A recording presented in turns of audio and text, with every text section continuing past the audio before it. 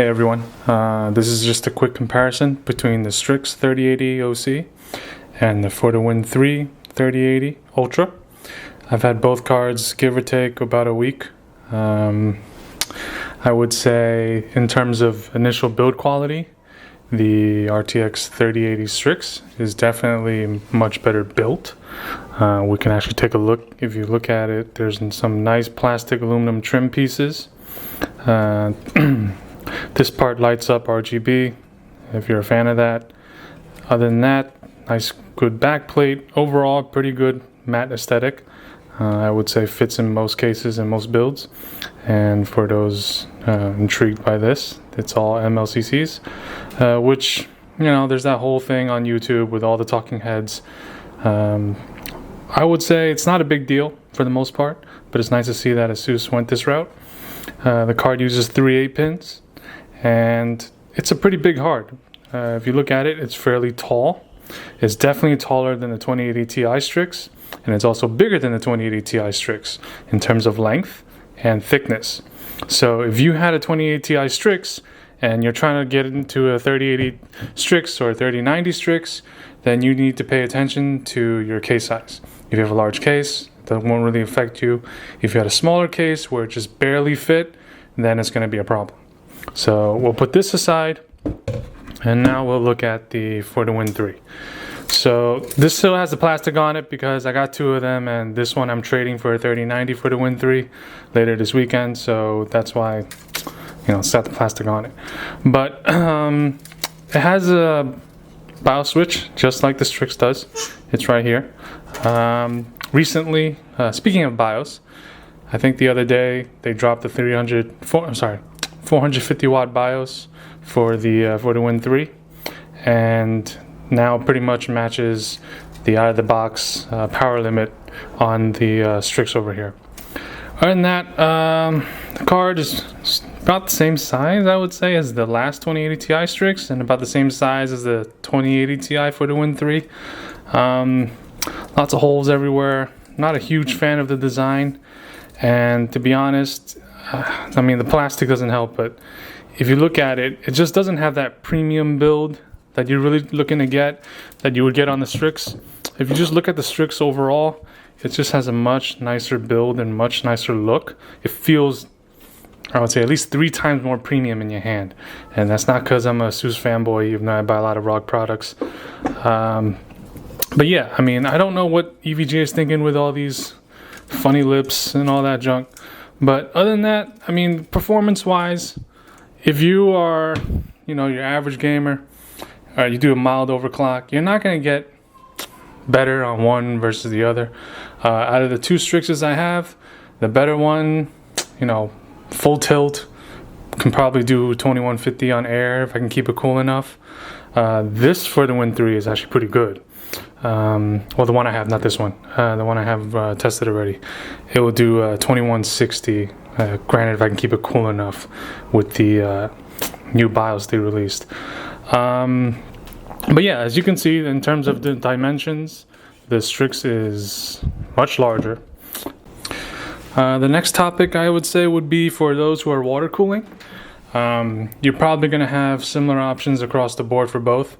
EVGA will release their own hydrocopper, obviously, and I know BitsPower will do a block for both. Their Strix block is already out. I will have one later this month, and you know, I can make a video on that. I think Watercool will be making one for either the FTW3 or for the Strix. It really depends on the poll. Hopefully they make it for both because I really like their blocks in general.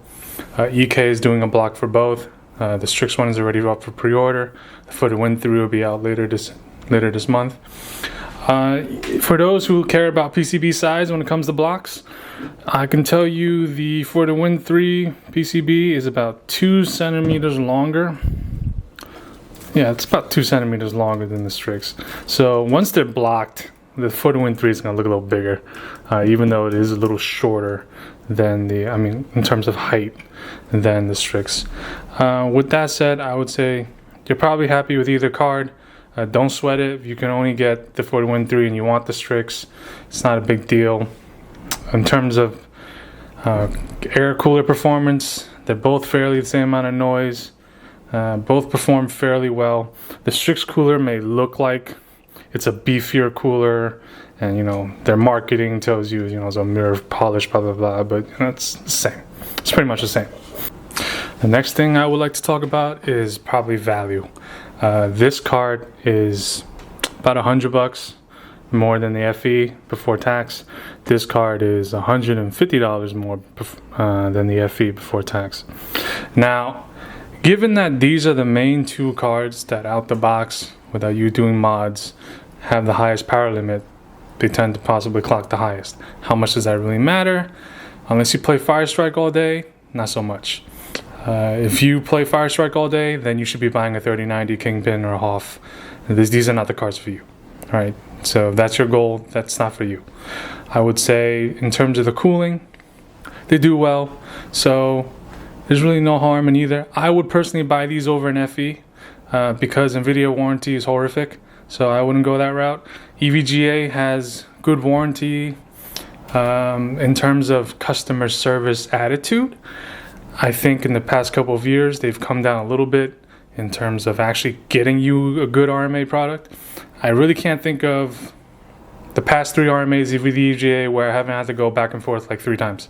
So it doesn't matter if someone's nice to you on the phone. It only matters what you get, you know, shipped out to you. So I've had dead video cards come to my door. So it is what it is. ASUS nowadays, if you call in, someone nice will answer the phone too.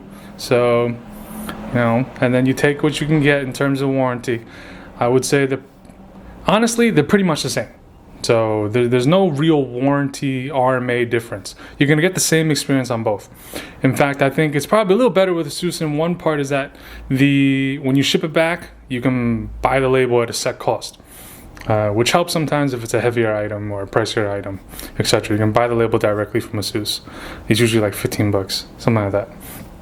Other than that, I would say in terms of these cards versus the 3090, if you are looking at a 3090 FE, unless you need that RAM, I would say don't buy it, because these cards clocked up will pretty much get you FE numbers outside of benchmarks. You will get 3090 FE numbers. So if you're going to buy a 3090 FE, I would say buy the Strix or buy the 4013, buy the Kingpin, buy the Hoff. Don't buy the FE, because I mean, if you can get a 3080 that clocks up, and then we're talking about within single digits FPS difference on most games average, then there's really no value in the 3090 FE unless you really like that look. And NVIDIA warranty is horrific. So outside of that, the next thing I would like to bring up really is like what I was talking earlier, cards that are lower in the tier. I have here an XC3 Ultra from EVGA as well. I have a gripe with this card. Reason being is this is the Ultra, right? So it's, I don't remember, maybe like $80 more than the black. So they have the black, the gaming, and the Ultra. Now, from what I can tell is the black is the most basic thing you're gonna get. No backplate, nothing. Then they have the gaming, which might as well just be the backplate edition, because it's the same clocks, same everything, just with the backplate for $50 more. And that's kind of horrific. Then you have this, which is the Ultra, which gives you a 30 megahertz bump, but everything else is the same as the gaming, which is just, I don't know. I mean, last generation on the Ultra, we got a nice big triple slider. Now we get this double slider, just like, you know, like the regular black, just with the back plate. I mean, I don't know. I don't get the premium on this, but I guess it's probably to make up for the cost and making something else. I'm not too sure. But anyway, that's a quick look. If you have any questions, just put them down. I'll try to answer them if I have time. But a lot of people I see online have been ranting about these two cards. I would say get whichever one you can. If you have the patience, get the Strix. It's $40 more for the OC versus the Ultra.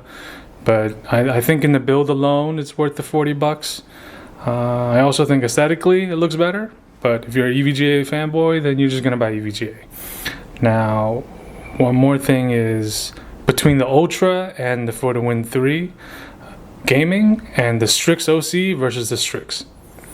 So let's get this straight. these are the same cards, just with a different V-BIOS. So when they want to charge you the extra 20 bucks, extra $30, they're just charging you for that little bit of a bump in the V-BIOS that you could do yourself. You know, you do a plus 20 on your own, an afterburner, you get the same result. So don't feel like you're getting something less or something not as good by spending less, you know, $20, $30 less. The reason why the non-OC version is there is for you to spend the money on the OC version.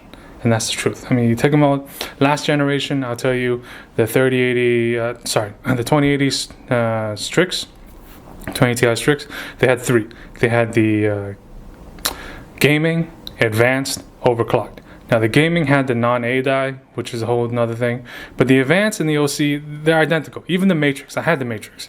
All three of these cards are identical.